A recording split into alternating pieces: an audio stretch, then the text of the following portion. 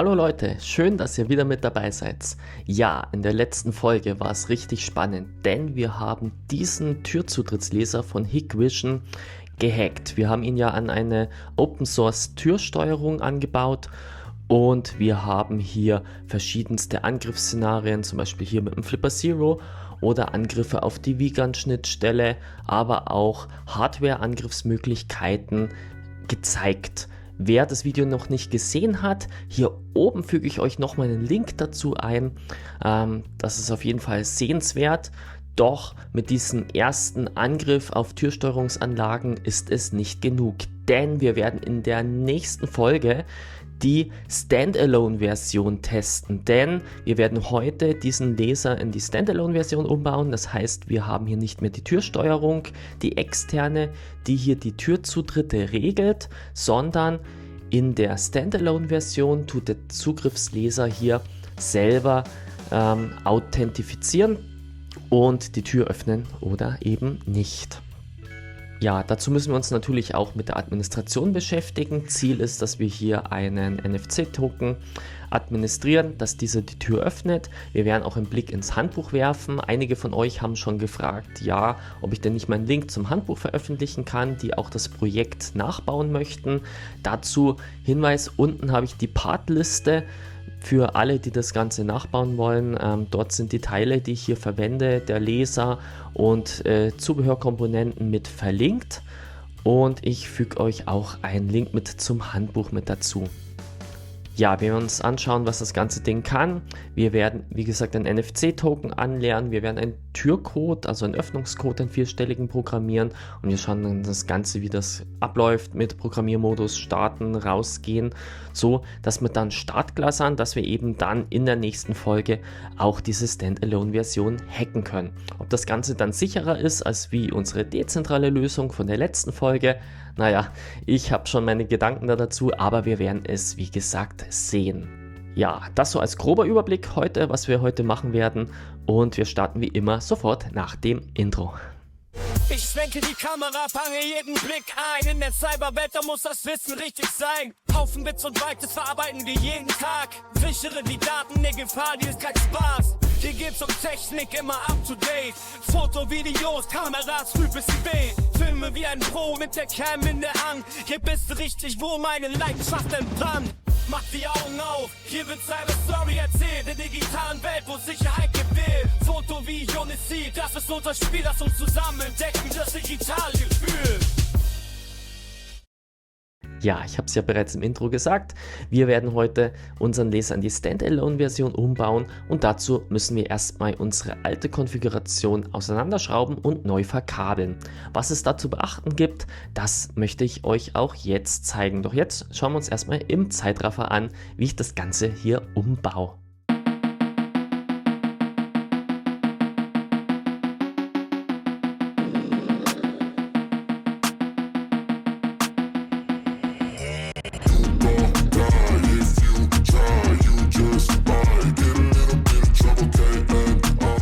Ja, an der Stelle möchte ich kurz unterbrechen, denn wir schauen uns jetzt hier nochmal genau an, was es mit diesem Normally Open und Normally Close auf sich hat.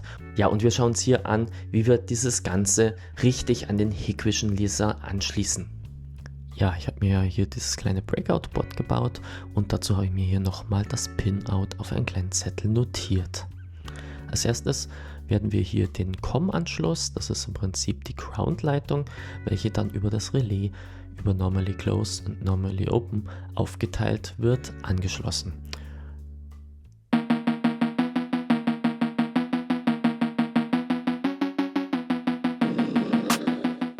Ja, nachdem wir die Groundleitung auf der einen Seite angeschlossen haben, schließen wir jetzt schon mal die Spannungsversorgung an die LEDs an, damit wir hier dann auch einen funktionierenden Stromkreislauf haben. Ja, nachdem wir das abgeschlossen haben, hier nochmal ein Blick auf den Pinout. Und zwar das gelbe Kabel müssen wir an Normally Open und das blaue Kabel an Normally Close anschließen. Warum und wieso genau, das erkläre ich euch gleich nochmal im Detail.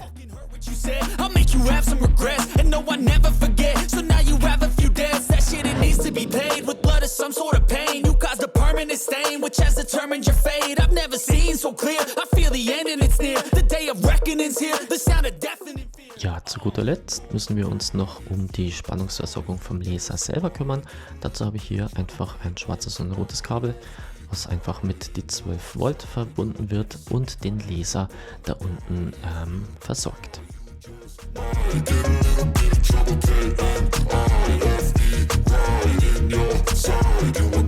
My energy is next level, so damn you better be careful. I got an angel and devil, he stabs me straight in the temple. I'm ready to be a rebel. Ja, die letzte Schraube ist angezogen und ich hoffe jetzt, dass ich hier alles richtig verbunden habe. Wir werden es gleich sehen, denn als nächstes schließen wir hier das Netzteil an die 12 Volt Spannungsversorgung an. So, Strom drauf und wir sehen, dass die rote LED leuchtet. Das schaut schon mal sehr gut aus. Ich habe euch ja versprochen, wir schauen uns jetzt hier nochmal an, warum die Verkabelung so ist. Wir sehen auch hier, das blaue Kabel wird quasi mit dem Ground connected durch das Relais. Das ist im Prinzip im Standardfall geschlossen und die gelbe Leitung ist an dem anderen Anschluss angesetzt und das wird erst umgeschaltet, wenn der Türöffner hier das Signal bekommt zum Öffnen. Das heißt, einfach zwischen schwarz und blau wird dann auf schwarz und gelb umgeschaltet und somit ändert sich hier der Status und wir können hier zum Beispiel diesen elektrischen Türöffner damit ansteuern. Ja, nachdem wir das Ganze jetzt so umgebaut haben, dass es in der Standalone-Version funktioniert und er Strom hat und er augenscheinlich funktioniert, machen wir uns jetzt im nächsten Schritt an die Administration. Dazu hatten wir im ersten Teil schon den Admin-Code festgelegt und mit dem als Basis starten wir jetzt und jetzt versuchen wir hier einfach mal einen Türcode und einen Admin-Token sowie einen User-Token anzulernen. Unseren Reader habe ich hier schon mal in der Standalone-Version aufgebaut und ich habe auch hier die NFC-Token mit dabei, die wir im ersten Teil auch schon verwendet hatten. Wir hatten hier diesen einen Token, den Control Unit, der war an unserem Standalone-Laser angelernt und wir haben hier noch den zweiten Token, der wird dann als Token für den Reader hier angelegt und ich habe jetzt hier noch einen dritten vorbereitet. Das ist ein administrativer Token und der wird uns hier als Admin-Token auch noch auf dem Standalone-Gerät dienen.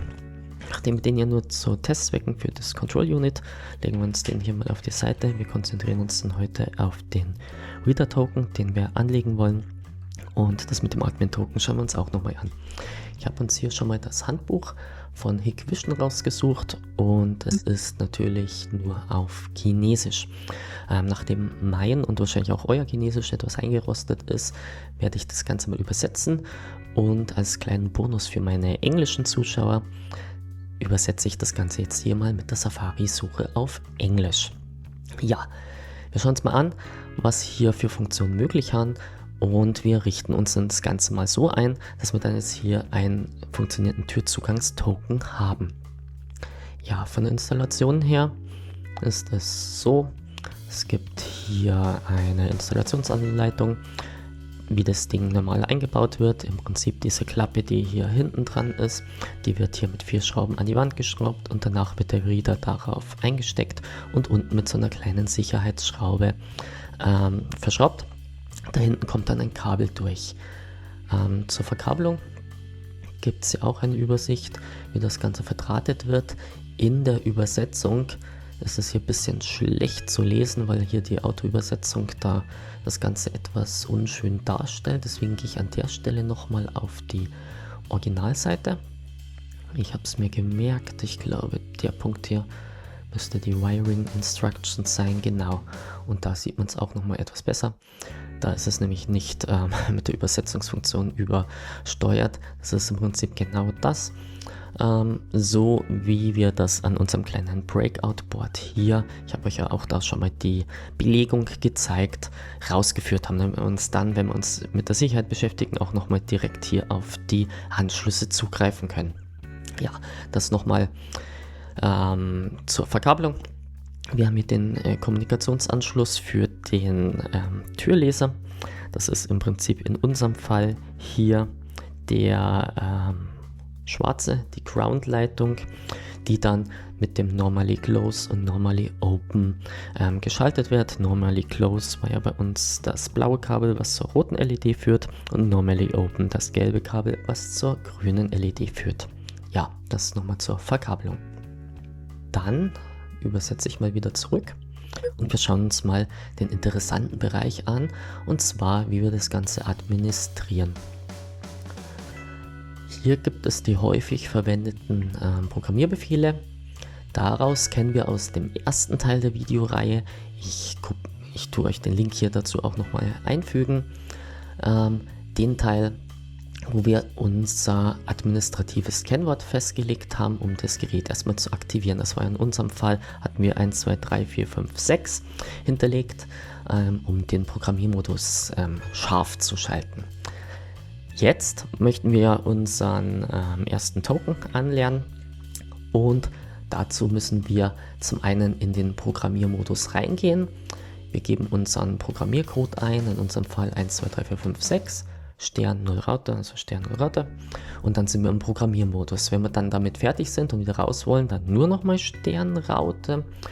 Und was wir als erstes machen könnten, ein Passwort zum Öffnen der Tür setzen hier. Und zwar müssen wir in den Programmiermodus gehen dann auf 03, setzen dann den Passcode, der die Tür öffnet, beenden das mit Raute, und danach gehen wir aus dem Programmiermodus raus und wir schauen uns das Ganze mal an, ob das funktioniert. So, das machen wir, glaube ich, jetzt erstmal als erstes. Als Türpasswort habe ich mir jetzt die 2150 überlegt, Einstein 2150 als mein Hacker-Akronym. An dieser Stelle eine kurze Unterbrechung, sorry. Ja, wenn dir meine Videos gefallen und du meine Arbeit im Bereich IT-Security unterstützen willst, dann solltest du Kanalmitglied werden. Ja, mit einem kleinen monatlichen Beitrag hilfst du mir hier bereits schon, weiter Beiträge zur Schulung, zur Awareness und zur IT-Sicherheitsforschung zu produzieren. Den Button zur Kanalmitgliedschaft findest du hier direkt unter dem Video, und ich würde mich freuen, dich als Kanalmitglied willkommen zu heißen. Ja, und du möchtest meine Arbeit unterstützen und möchtest aber nicht gleich Mitglied werden, dann sag einfach mit einem Super Thanks Danke. Dadurch kannst du mir auch einmalig was zurückgeben, wenn dir irgendein Beitrag besonders gut gefallen hat. Ich freue mich auf jeden Fall über jeden von euch. Vielen Dank für deinen Support, doch jetzt zurück. Ja, dann gehen wir mal in den Programmiermodus rein. Mit 1, 2, 3, 4, 5, 6, Stern 0 Raute. Jetzt müssten wir im Programmiermodus sein. Diese grüne LED hier oben blinkt schnell, und wir möchten jetzt das Türöffnungspasswort setzen. Das wäre die Funktion 03, und dann sagen wir 2150 2150, und wir brauchten noch die Raute dahinter. Er hat das Ganze bestätigt, und wir gehen jetzt aus dem Programmiermodus raus mit Stern und Raute. Und jetzt müssten wir wieder im ganz normalen Modus sein. Die grüne LED blinkt wieder langsam. Und jetzt, Überraschung, wir testen das Ganze jetzt mal. Wenn ich jetzt 2150 eingebe und das Ganze bestätige, dann öffnet sich unsere Tür. Also das hat funktioniert. Also nicht vergessen, wir müssen danach immer die Raute-Taste drücken. 2150 Raute, und ich kann rein. So, das war das erste. Das hat schon mal funktioniert. Und was wir als zweites jetzt eben machen wollen, ist eben den Token auch noch anlernen, dass der auch unsere Tür öffnen kann. Und dazu müssen wir hier eine Userkarte hinzufügen. Das machen wir dann mit der Funktion 1. Wir können hier auch noch einen 4-stelligen Benutzercode vergeben. Das ist aber optional, das sparen wir uns an der Stelle, sondern hier, wir swipen danach die Karte. Das heißt, wir lernen dann diesen Token ein, und dann schauen wir mal, ob das Ganze funktioniert. So, also, wir gehen wieder in den Programmiermodus rein. 1, 2, 3, 4, 5, 6, Stern 0 Raute. Das Ganze hat bestätigt. Es blinkt schnell, das heißt, wir sind im Programmiermodus. Wir wollen mit 01 eine neue Karte hinzufügen. Den Token, also den Benutzercode, sparen wir uns. Wir lernen das Ganze mal an. brauchen jetzt hier nichts mehr machen, steht zumindest nichts. Dann gehen wir mal mit Stern und Raute wieder aus dem Programmiermodus raus. Und jetzt, sofern das Ganze funktioniert hat, ist dieser Token berechtigt, die Tür zu öffnen. Also ich bin gespannt, probieren wir das Ganze mal. Ja, und die Tür geht auf. Zum Vergleich, dass es auch wirklich funktioniert, wir nehmen hier nochmal den alten Token, der nur an unserem Standalone Control Unit angelernt war. Der ist jetzt nicht berechtigt. Wenn ich den drauf mache, macht er großen Lärm. Und wenn ich den drauf mache, dann geht die Tür auf. Super, das hat schon mal gut funktioniert. Den wieder zurück, der funktioniert. Ja, neben diesen ganzen normalen Sachen wie User-Karte anlegen, Admin-Token anlegen und auch wieder löschen, Türcode anlegen, Türcode löschen, gibt es ja natürlich auch noch ein paar Konfigurationsmöglichkeiten. Ich kann an dem Laser den NFC-Modus ein- oder ausschalten. Ich kann Töne aktivieren oder deaktivieren, dass eben dieses laute Piepen, was hier immer kommt, deaktiv ist, stört vielleicht in manchen Konfigurationen einfach die Umgebung. Ja, ich kann das Vigant-Datenformat noch anpassen, aber ich möchte jetzt auch nicht so tief drauf einsteigen und so viel Zeit verstreichen lassen. Wen es interessiert, der kann sich ja hier das Handbuch auch gerne nochmal anschauen. Ich habe es unten, wie gesagt, in der Videobeschreibung mit rein. Dann könnt ihr auch für euch mal schauen, was so ein Laser eigentlich alles unterstützt und was man mit so einem Laser auch noch anstellen kann. Ja, das waren die, eigentlich nur die häufig verwendeten Funktionen. Es gibt da noch eine Reihe mehr. Und das sehen wir es auch noch mehr aktivieren vom Gerät, den Programmiermodus betreten und verlassen. Das haben wir jetzt ja schon gemacht. Und was ganz interessant noch ist, ist hier Setup Functional Cards. Es gibt nämlich neben den normalen Zutrittstoken auch administrative Token. Und zwar gibt es da 3 verschiedene davon. Es gibt einmal hier die Management Card. Die Management Card ist die Karte, die sofort, wenn sie angelernt ist, den Administrationsmodus startet. Und neben dieser Management Card gibt es auch noch 2 Unterkarten, also insgesamt 3 verschiedene Typen Management Card. Dann gibt es die Karte, die berechtigt ist, neue Karten hinzuzufügen. Und es gibt eine Karte, die berechtigt ist, Karten wieder zu entfernen. Das heißt, in dem Fall, wenn ich die Karte angelegt habe, führt diese gleich die Funktion 1 aus. Das ist die Funktion gewesen, wo wir einen neuen Token hinzugefügt haben.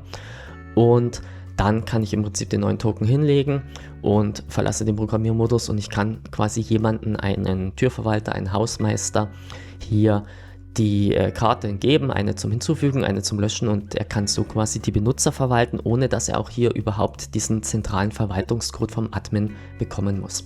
Was wir jetzt uns noch anschauen, ist einmal diese ganz normale Management Card, die werden wir uns jetzt mal hinzufügen. Im Programmiermodus geht das mit der 04, danach die Karte swipen und die Karte löschen könnte man dann noch, wenn man nur 04 und Raute, das machen wir nicht, also nur 04, Karte swipen und dann haben wir eine Admin-Karte. Was ganz interessant ist der Part hier unten, nachdem man die Management-Karte auf den Laser gehalten hat. Nach 30 Sekunden geht es automatisch raus aus dem Programmierstatus aber was ich gerne ausprobieren möchte noch ist, wenn man sie innerhalb von 3 Sekunden nochmal drauf swipet, dann verändert sich der Magnetstatus der Tür. Das bedeutet, wenn ich dann diese Karte zweimal drauf lege, dann sollte der permanent auf ein und wenn ich es dann noch zweimal drauf swipe, permanent wieder auf aus gehen. Ob das funktioniert, ich bin gespannt. Jetzt legen wir zumindest uns erstmal diese administrative Karte an. Das heißt, wir gehen wieder in den Programmiermodus. 1, 2, 3, 4, 5, 6, Stern, 0, Raute. Wir sind im Programmiermodus. Wir gehen in die Funktion 04 und jetzt halten wir mal diesen Admin-Token drauf. Das scheint zu funktioniert zu haben. Und ich beende den Admin-Modus wieder. So.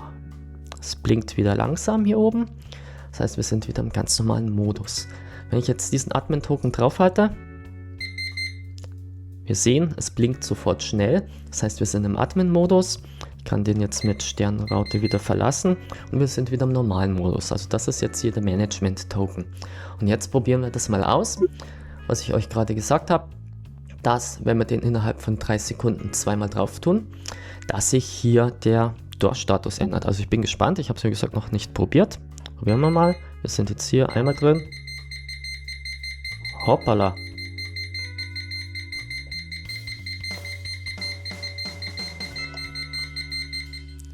Ja, also das hat jetzt irgendwie nicht wirklich funktioniert, denn das, was die hier im Handbuch beschrieben haben, dass ich hier zweimal hintereinander den Admin-Token draufhalte und dass dann irgendwie der Magnetschalter umspringt, das hat jetzt hier nicht wirklich funktioniert. Der Laser ist hier komplett durchgedreht. Ja, das lassen wir, glaube ich, und ja, ein Versuch war es auf jeden Fall wert. Ja, wir sind jetzt vorbereitet für unseren nächsten Test. Das heißt, wir haben einmal einen Türcode, wir haben einen Admin-Token und wir haben einen Reader-Token und wir haben zur Kontrolle einen Token, der nicht funktioniert. Ja, das war's für heute, denn wir haben jetzt den funktionsfähigen Laser da. Wir wissen, dass es funktioniert. Wir haben einen Token, der nicht geht. Wir haben einen Token, der geht. Wir haben den Admin-Token. Wir haben den Türcode. Wir sind im Prinzip startklar und wir können uns somit in der nächsten Folge im zweiten Angriffsteil anschauen, wie denn dieser Laser sich gegen meine Angriffe hier bewährt. Ob das Ganze sicher ist oder nicht, ihr dürft gespannt sein. Ja, wenn euch das Video gefallen hat, dann gerne einen Daumen nach oben da lassen, den Kanal abonnieren und die Glocke drücken nicht vergessen. Dann werdet ihr auch informiert, wenn ich neue Videos aus dem Bereich IT-Security hochlade. Ja, wie gesagt, seid gespannt auf den nächsten Teil. Schauen wir uns an, ob sich dieser Türzutrittslaser in der Standalone-Version sicherer gibt als wie letztes Mal. Wie gesagt, ich glaube noch nicht so wirklich daran und ihr dürft da wirklich gespannt sein. Also, ich freue mich, wenn ihr auch beim nächsten Video mit dabei seid. In diesem Sinne, macht's es gut. Ciao, euer Reik.